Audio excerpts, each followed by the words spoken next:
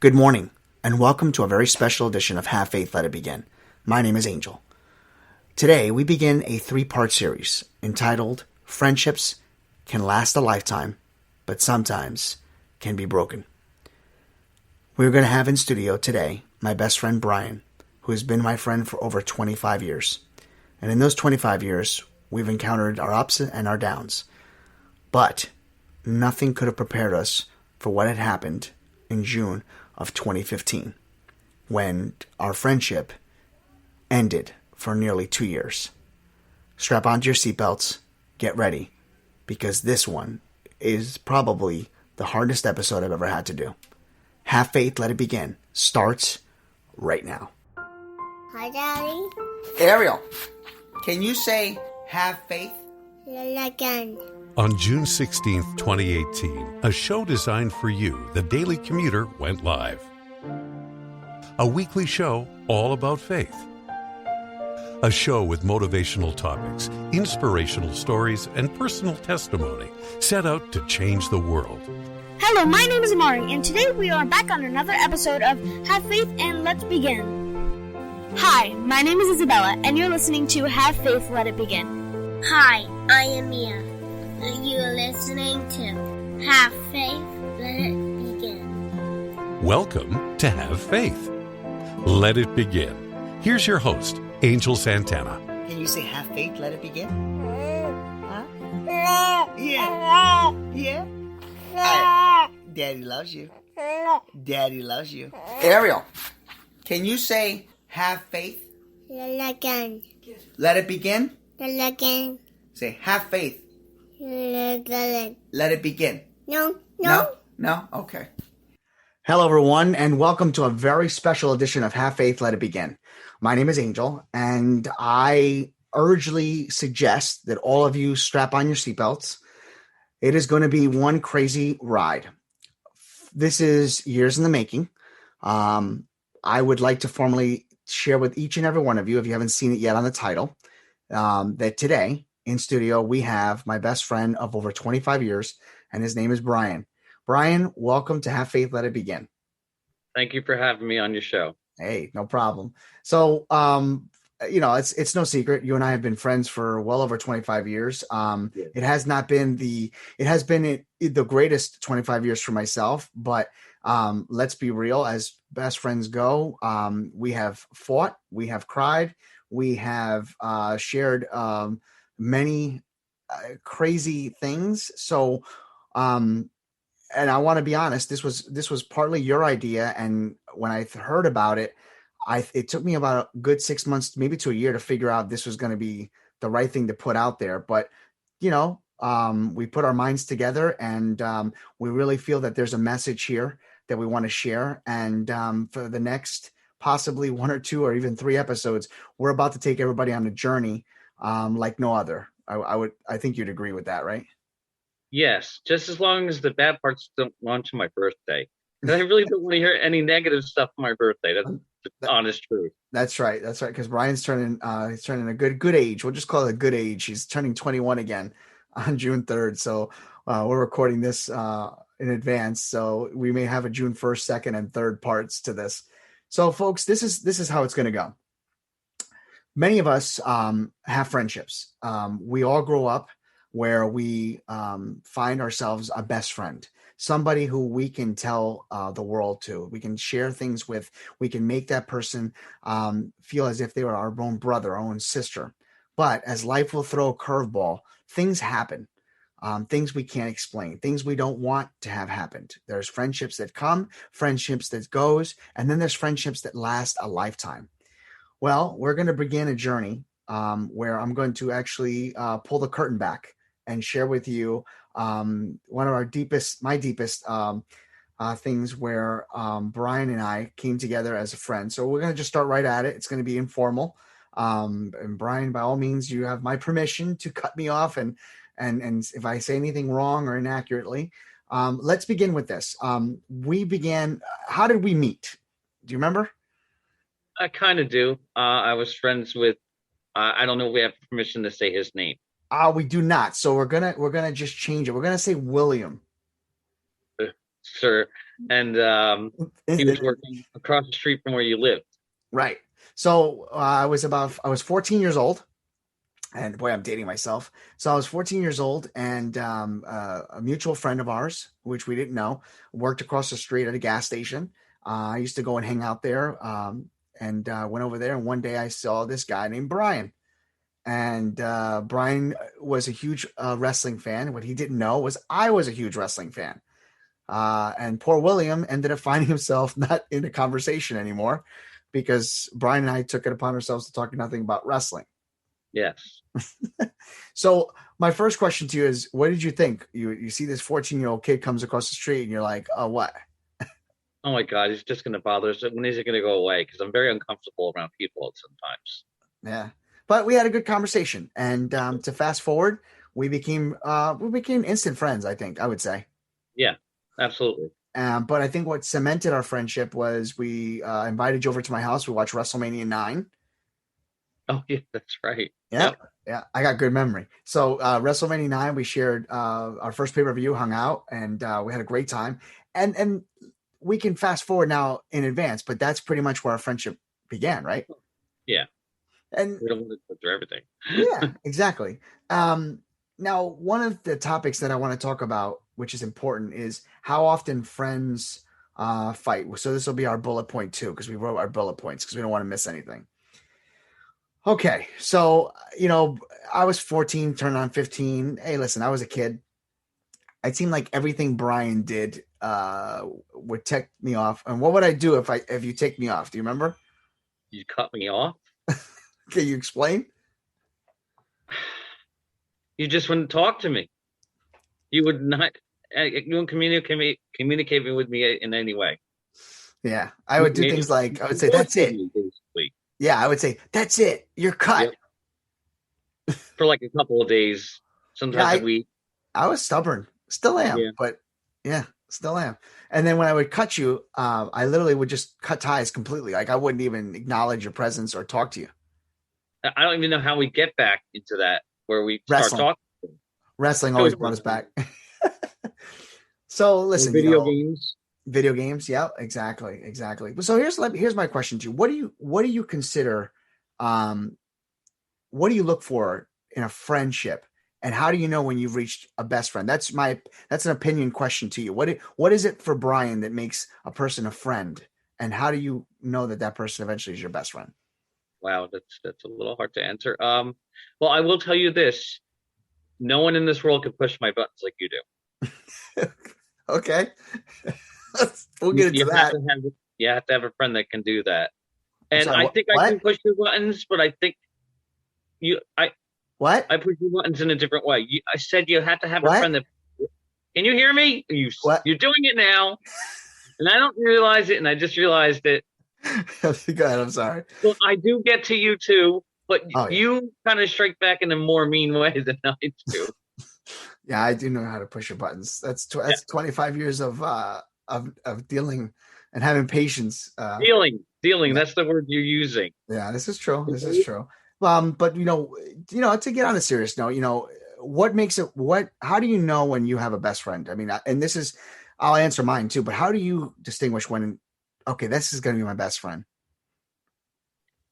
When I think, I mean, and I was still thinking that, but when I went to go see, when you moved away, and I still went to go see you, and I did that 3 times. I did that on my own. Yes, I did that with people on the phone, whatever, but I still made that effort 3 times, and I got there. And for those of you that don't understand what that means, basically, Brian has a small phobia of driving on major highways. And that was a very big step for him. So he was able to get on the Interstate 95, go visit me in Rhode Island. And I had to talk him through the ending of the trip because, he was a little, it's not that he doesn't like driving. Correct me if I'm wrong. It's more of getting lost. And I also want to make the point with William. I was very good friends with him so much that I moved to the town he moved to because we were so close and we were going to get jobs and make a success of ourselves. And, after I moved back, that's when we really started cementing our friendship. And great segue, because that was going to be how I knew. So to backtrack a little bit, that's what I'm talking about. Yeah, perfect segue.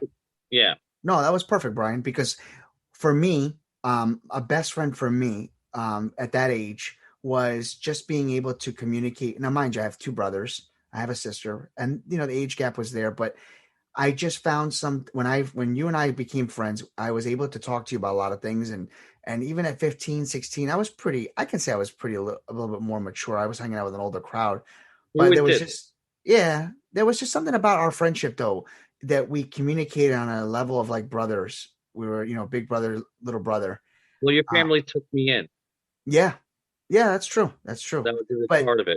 but then what happened was William decided, our mutual friend decided that he was going to take a step and move down to Pennsylvania. Right? It was Pennsylvania. Yeah, And then you decided to go with them, and you both left. And when I lost both of you guys, I was, I was 16. I think I was like 15, 16 years old. I was depressed. I'm sorry. And yeah, no, it's all right. But then when you came back, and he stayed, that's when we really started to hang out. Yes. Yeah. So, for those of you out there listening to the show, it's hard to find a best friend. And when you find that best friend and you realize, okay, it's the first time you introduce somebody, this is my best friend, Brian, or this is my best friend, Angel. And you're like, oh, cool. I have a best friend. And, for me at that young age, I had yet to been experience what it felt like to lose a best friend. I never had lost a best friend. Never, for me, I had gained my first best friend. So, you have years on me, 6 or 7 years on me, 7 years. Yeah. Right. But I mean, you probably already experienced that. Yes and no. Well, yeah, but like I said, you're a friend, and I got to be honest. Some of my other best friends passed away, Yeah. which is a hard thing to deal with. And I get worried. You might have health problems. I might have health problems. I don't know, but I get worried when I hear about you. So let me ask you, well, I appreciate that. Let me ask you this. Growing up for you, because we've talked about this, but this is the first time we're going to actually talk about this out there. Okay. Growing up for you, it was not easy. Um, Forgive me for asking, but you were picked on. Yes. Can you elaborate a little bit, and maybe because I'm sure Uh, there's people out there. like when I moved, basically, I just became such a victim that I literally had to find a way home from school. And it was just down the street, but I had to literally run down the street so the bullies wouldn't get to me. Once I reached the apartment building, it's like they couldn't touch me. It was like I was invincible. They wouldn't come inside the hallway, so I was safe. But I had to find a way home from school a lot.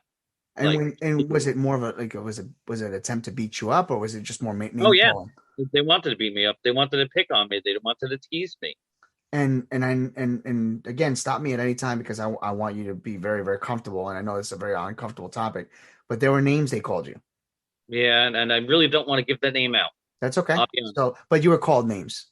Yes, of one particular name that I don't want to say because you just never know who listens, and Right. Yeah. Do you think that being bullied, because I got to be honest, I was never truly bullied. I was bullied by my brothers and Then you were sister. bullied. If you were bullied by your brothers, it doesn't matter if it was a friend, if it was a family member, a bullying is a bullying.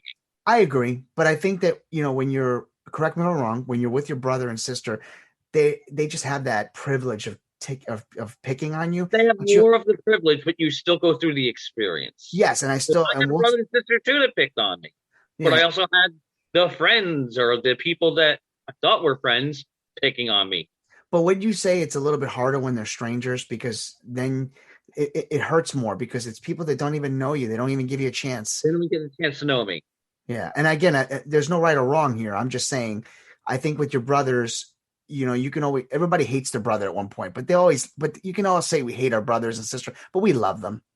Of course, Despite, it would never stop. right. But when a stranger does it, it's like you despise them, or you hate them, or you just don't understand, because they don't understand you.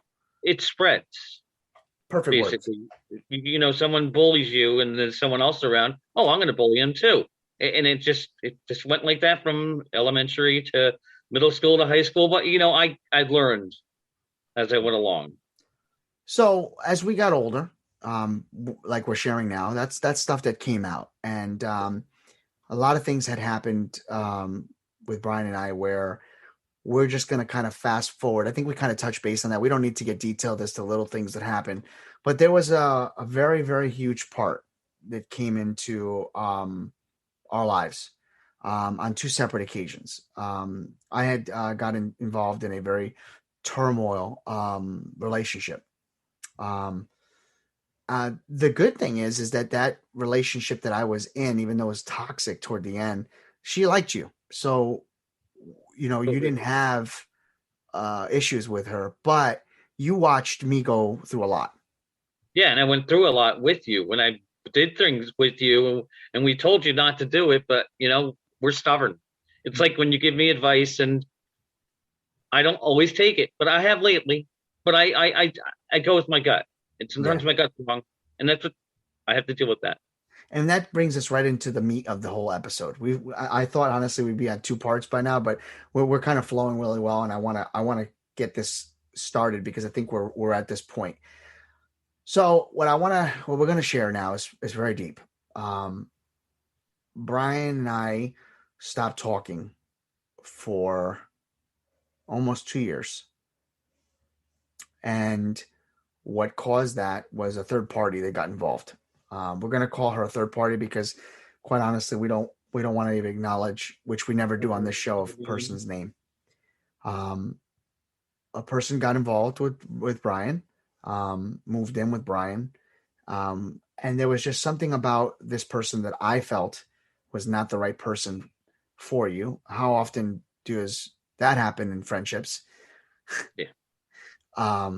I confronted you and again, stop me anytime. And you didn't really agree that this person was a problem. I knew deep down, but I knew at the point I was at, I cared, and I didn't want to hurt somebody so bad as to say, hey, I'm done with you. And I should have. I wish I did, but I didn't. And I'm still facing the repercussions of it today. And that's something we're going to get into in probably the next episode. But what I like to point out to people is this. Brian has a heart of gold. If you don't believe me, you need to go back to an episode when I explained who Brian is. But I'm going to give you a synopsis anyway and a summary. Brian will put others first before himself. Brian will always find the positive in helping others, even if it means providing negativity to himself. That's the things that we disagree with because I don't get it. But where you have your heart of gold, unfortunately, you also get distracted with that heart of gold and easily manipulated. More than once, not just by a girlfriend or a friend. That I've had male friends in the past that have taken advantage of my financial situation too. Yeah. So let's I'm probably just giving too much information out. Now this is scary. This is not good.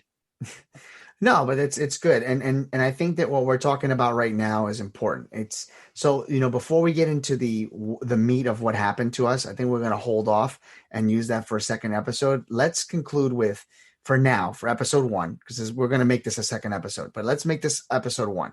And episode 1 is like this. We all have to be very cautious of the type of friends we have.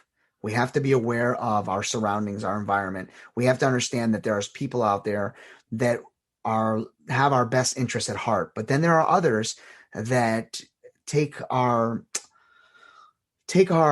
kindness. Say again? Take advantage. Take advantage. And they take advantage of the kindness that we provide. And that's what happened to us. We stopped talking for 2 years because as your friend, as your brother, as I always call you my brother, I felt that there was a person trying to take advantage of you, and you did not feel that I don't know. What did you feel? Because I really don't. I told you at one point, and I was thinking of you. And I said, just leave me alone. I don't want to be involved in your life just for the fact I don't want you to see where I might be going. Mm-hmm. And I didn't want to take you with me. Does that make sense? No, it makes sense. And we're going to leave everybody on a cliffhanger because this is the way that happened. So at one point, let's backtrack because we don't want to get too much ahead of ourselves. But at one point, I can see the change in Brian. I can see that this person was changing him, and he was not allowed to pretty much hang out with me. The call stopped calling. It got to the point where if I called, he would tell me he had to be quiet because she was sleeping or she was watching TV. And in my mind, I'm thinking, where's my friend? Where did my friend go? Where did my best friend go? And I couldn't share. In the bedroom. I was hiding in the bedroom.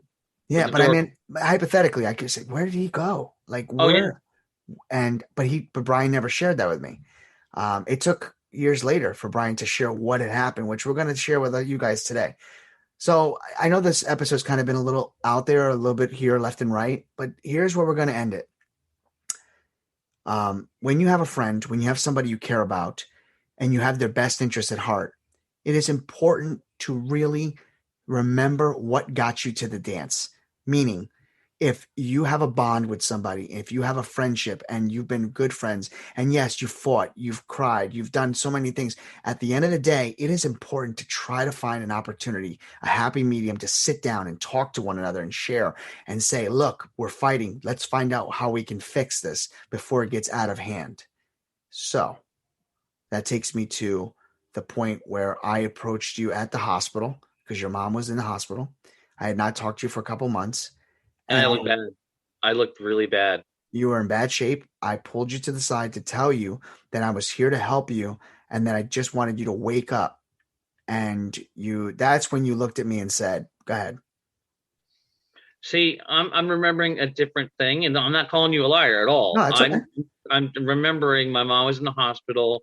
It was where I'm trying to figure out. She was going to have some kind of surgery to get something installed or something like that. I don't remember exactly what it was. It was something small, but you were there. You saw me, and you said you basically were trying to be there for me, for my mom, but you weren't there for me.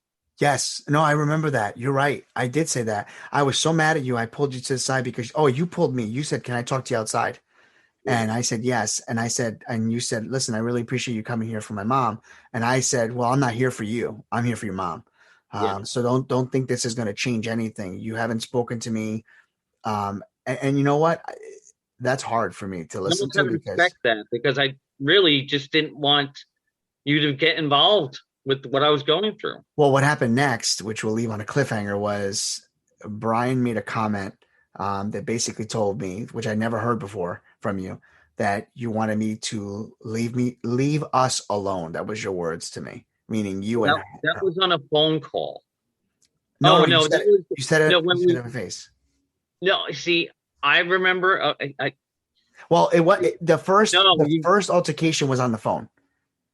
The first altercation was on the phone, and then 2 days later in the hospital is when he almost got bad. Well, yeah, and I skipped the phone call because, in all honesty, to me, anybody can fight over the phone, but it was the face-to-face. No, but there's more to the phone call than you realize. Really? All right, then we won't leave on the cliffhanger. What was it? Tell me, because I don't remember. She talked to you on the phone. Right. That's right. She did. She said she got on the phone because I was yelling at you, saying, wake up, drop her. She needs to go. And she took the phone. Yeah, she took the phone and started cursing me out. Yep. Yeah. And then and then you got on the phone and said, just leave us alone, and you hung up on me. I guess I did. So look, at the hospital, this is the way I remember it. If I'm wrong, tell me I'm wrong. But this is how I remember it. You then told me the same words because I said, I'm here for you. I've been here for you since I was 14 years old. Why don't you wake up? This girl doesn't want to be with you. She's ruining your life and she's killing our friendship. I says, I'm asking you to let me help you. And you said, why don't you just leave us alone? But you're leaving so much out. I mean, well, we're going to leave it there on purpose. I am leaving stuff out because I want to hear, I want to let everybody come back. And I want to open up, and I'm kind of scared of opening up at the same time. I know. But unfortunately, it's not something that I'm happy about announcing and talking about, but I want people to hear this. This is a different style of episode. And it's not about views. It's about being honest and sharing that you can have a fight with your friend. But let's just say that we're going to leave it this way because I've said that 300 times already. You leave a lot of clips. I'm leaving a lot, but here's the thing. At that face-to-face, I clenched my fist Yes. in my pocket, and I actually contemplating punching you in the face. Yeah. We're going to leave it at that. When we come back for another episode, which will be tomorrow, we will continue as to exactly what happened. Brian is really going to open up and share a lot, as much as he wants to. And then we will have obviously a happy ending, and a work in progress, because obviously we're talking today. But that was the last time we spoke for 2 years, but a couple other things we left out, which we'll talk about. So, Brian, let's do another episode, and we'll do part 2. Okay. Yeah. I just want to, like I said, my birthday wants to be. I want a great show on my birthday. We will. All right, guys. This is Angel for Have Faith, Let It Begin, saying, be true to yourself, be true to others. Always remember to respect your best friend and to listen to each other. You want, Brian? I'll give you the last word. Thank you. Well, you have to set me up for that. You just didn't. Okay. He's always wanted to do this. All right. Well, listen. I hope everybody's done with their commute. This is a long episode, but that's okay because we've never done it like this before. So part 2 will come together and we'll share the real meat of the story. We're going to call this episode "Friendships That Last a Lifetime," part 2. And may God be with you. May God shine his light upon you and grant each and every one of you peace on earth. And never forget, have faith and let it begin. There we go. Talk to you tomorrow, guys. 3 years ago, on June 16th, 2018, Have Faith, Let It Begin went live. A weekly show all about faith. A show with motivational topics, inspirational stories, and personal testimony set out to change the world. I'll never forget when I hit that record button and did my very first episode, entitled Stealing Your Joy. It has been 3 years, and now it is time to give back. And on June 18th, 2021, we will be live for our very first ever primetime special, audience edition, and all of you are welcome to join. It'll be held in the Zoom fashion. You can also join us on an audio-only format. We're asking all of you to email us, angel@havefaithletitbegin.com, so that we can begin the process of sending you a personal message, a personal password, so that you can join us at 7 p.m. on June 18th, 2021. We hope all of you will join us. We cannot wait to celebrate 3 years in the making. And on behalf of myself and my entire family, I say this: thank you, and I cannot wait to meet all of you for the very first time. We'll see you then. Don't forget, have faith, let it begin.